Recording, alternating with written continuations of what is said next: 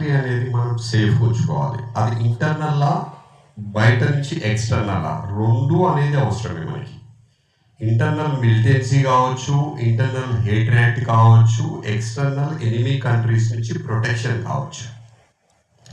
ఇవన్నీ మనం as a ఇండివిజువల్గా మనం చేసుకోలేము.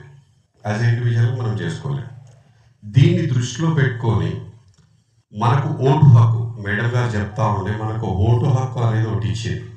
ఎందుకు అంటే ఈ 140 కోట్ల మంది రూల్ చేయలేరు ఈ దేశాన్ని. ఈ 140 కోట్ల మంది రిప్రజెంటేటివ్ రూల్ చేయాలి ఈ కంట్రీ. సో ఆ పర్సన్ని మనం ప్రాపర్గా ఎన్నుకోగలిగితే మన భవిష్యత్తు బాగుంటుంది. మన కులమనో, మన మతమనో, లేదంటే మన ప్రాంతమనో, ఇంకోటి ఏదో అని మనం ఓటేస్తే వాడు బతుకుతాడు, వాడు సంపాదించుకుంటున్నాడు తప్ప ఈ దేశాన్ని, ఈ రాష్ట్రానికి ఒరిగిందంటూ ఏమీ లేదు. ఈ దేశము, ఈ రాష్ట్రము మంచిగా ఉంటే మనందరం మంచిగా ఉంటాం. ఎవడో ఒకడు మంచిగా ఉండి, ఇండివిజువల్ మంచిగా ఉంటే మనం మంచిగా ఉంటాం. ఓకే, సో ఓట్ అనేది చాలా చాలా ఇంపార్టెంట్ అండి.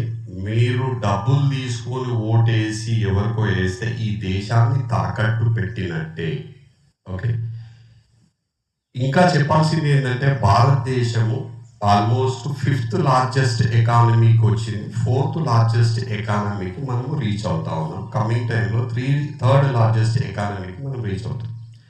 సో ప్రపంచ దేశాలకి నచ్చని దేశాలు ఎన్నో ఉంటాయి. అది చైనా కావచ్చు, XYZ కావచ్చు, ఎంతోమంది కావచ్చు. దానికి 2 రీజన్స్. ఒకప్పుడు మనము బ్రెయిన్ ఎక్స్పోర్ట్ చేసేది, అంటే మనం పోయి ఏదో లేబర్ జాబ్ చేసి బతికే రోజుల నుంచి టెక్నాలజీ అండ్ సాఫ్ట్వేర్ పీపుల్గా మనం ఎమర్జ్ అయ్యి ఈరోజు ఎంటర్ప్రెనర్గా ఎమర్జ్ అవుతా ఉన్నాం. అది నచ్చని దేశాలు ఎన్నో ఉన్నాయి. దానివల్ల వాళ్ళ ఎంప్లాయ్మెంట్ పోతా ఉంది, ఆ దేశాల ఎంప్లాయ్మెంట్ పోతా ఉంది, వాళ్ళ గ్రాఫ్ పడిపోతూ ఉంది.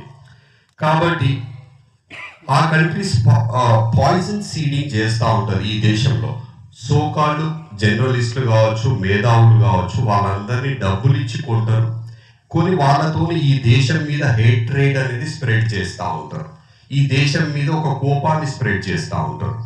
దాని నుంచి మనం దూరం ఉండాల్సిన అవసరం ఉంది, అది గుర్తించాల్సిన అవసరం ఉంది. లాస్ట్ 10 to 12 years నుంచి ర్యాపిడ్ గ్రోత్ అయింది, మనం చూసాం.